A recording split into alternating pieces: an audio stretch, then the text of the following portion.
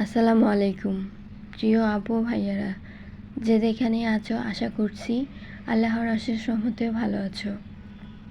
আমি তানজিনা, ঢাকা থেকে নতুন আরেকটি ব্লগ নিয়ে আসলাম। আমার নতুন ব্লগে সবাইকে আমন্ত্রণ জানাচ্ছি। ভিডিওটা সকাল থেকেই শুরু করলাম। ঘুম থেকে উঠে বিছানাটা অফ ক্যামেরায় উঠিয়ে তারপরে রুমটাকে ভালো করে ঝাড়ু দিয়ে দিচ্ছি।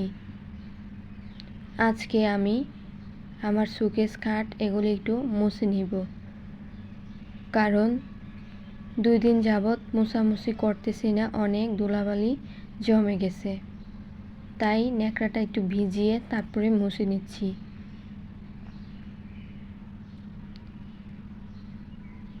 তবে দেখতে দেখতে আমাদের দ্বিতীয় রোজা শেষ হয়ে তৃতীয় রোজা আজকে। তো এটা যেহেতু সন্ধ্যার পর আপলোড করা হবে এই ব্লগটা, আশা করব তোমরা সবাই দেখে নিবা। আমাদের রমজান মাসে অনেক গুরুত্বপূর্ণ একটা মাস। এই মাসে আমরা নামাজ, রোজা, ইবাদত, কোরআন পড়া সব কিছু নিয়ে আমরা একটু বেশি ব্যস্ত থাকি। আমাদের চিন্তা ভাবনা এই মাসে অন্যরকম থাকে। নিজেকে কিভাবে পরিবর্তন করে আল্লাহর কাছে ক্ষমা চাইব, এই চিন্তা ভাবনা যদি আমরা বাকি 11 মাস করতাম তাহলে কত না ভালো হতো। নিজেকে অপরাধ থেকে আল্লাহর পথে বেশি চিন্তা ভাবনা করতাম, যে কিভাবে নামাজ পড়ব, কিভাবে আল্লাহকে ডাকবো, হিংসা নিন্দা থেকে, সমালোচনা থেকে নিজেকে কিভাবে বিরত রাখবো এই 1 মাসের মতো। তো আমরা 11 মাস পারি না, কিন্তু রমজান মাসে আসলে আমরা সব কিছু পারি নিজেকে নতুন রূপে নিয়ে আসতে। তো চেষ্টা করব এইভাবে যেন আমাদের বাকি 11 মাস আমরা নিজেকে পরিবর্তন করে চলতে পারি। এই মাসটা আমাদেরকে বুঝিয়ে দেয় যে আমরা কেন 11 মাস নিজেকে এভাবে পরিবর্তন করতে পারি না। আমরা তো ঠিকই এই 1 মাস নিজেকে অনেক পরিবর্তন করতে পারি, তাহলে বাকি 11 মাস কেন পারি না? অবশ্যই পারবো যদি নিজেরা চেষ্টা করে থাকি।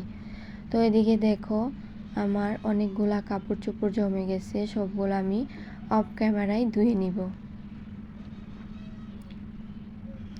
তো পার্সেল অর্ডার করেছিলাম, পার্সেলটা চলে এসেছে, তাই ভাবলাম তোমাদের সাথে একটু শেয়ার করি। তো দেখো, এখানে 3 পিস ব্লাউজ আমি অর্ডার করেছিলাম। তো যেমনটা চেয়েছি ঠিক তেমনটাই দিয়েছে। কালার বলো সব কিছুই ঠিক আছে, শুধু সমস্যা হচ্ছে এটা একটু মোটা, কারণ গেঞ্জির কাপড়, সেই জন্য হয়তো মোটা। আমি ভাবিনি এত মোটা হবে। তো যাই হোক, নিয়ে আসছি, কিছু করার নাই, এগুলা পরে নিব যখন আমি শাড়ি পরি তখন। আর সব সময় তো শাড়ি পরি না, যখন আমার ইচ্ছে হয় শাড়ি পরতে তখন পরি হুটহাট করে। তো এদিকে মাহাদিও দেখতেছিল। তো কালারগুলা কেমন হয়েছে অবশ্যই তোমরা কমেন্টস করে জানাবা। তাই তো তোমাদের সাথে শেয়ার করলাম। শেয়ার করে পরে আমি ট্রাই করে দেখলাম সবই ঠিকঠাক আছে।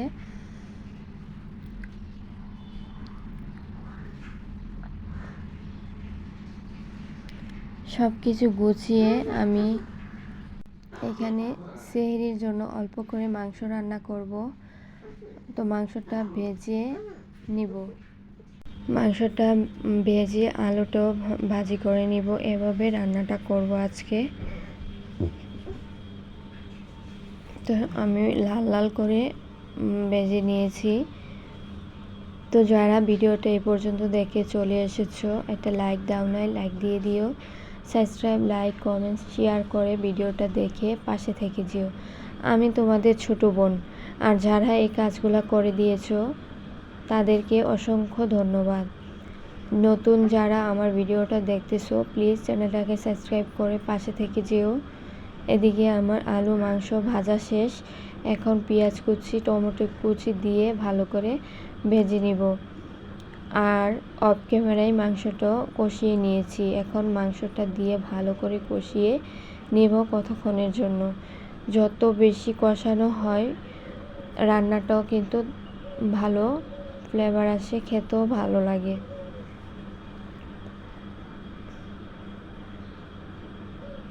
তো আমার এই ভিডিওগুলা নতুন অনেক বন্ধুরা দেখে, প্লিজ তোমরা কমেন্ট করে পাশে থেকে যেও। তো মাংসটা আমি রান্না করে নিয়েছি, তারপরে অন্য একটা কড়াইয়ের মধ্যে ঢেলে নিলাম। আর এদিকে আমাদের ইফতারি খাওয়া শেষ, তারপরেও দেখো এগুলা রয়ে গেছে। তো দুজন মানুষ মাহাদি আর এত কিছু খায় না, কিছু ফল টল খায়। তো তোমাদের সাথে এগুলি আজকে শেয়ার করলাম। নতুন কোনো ব্লগে আবার কথা হবে, সে পর্যন্ত ভালো থেকো। আর এদিকে মাহাদি দেখো মালটা চিপে ওর শরবতের সাথে নিয়ে নিচ্ছে। তো আমাদের জন্য দোয়া করবা, সবাই ভালো থেকো। আল্লাহ হাফিজ।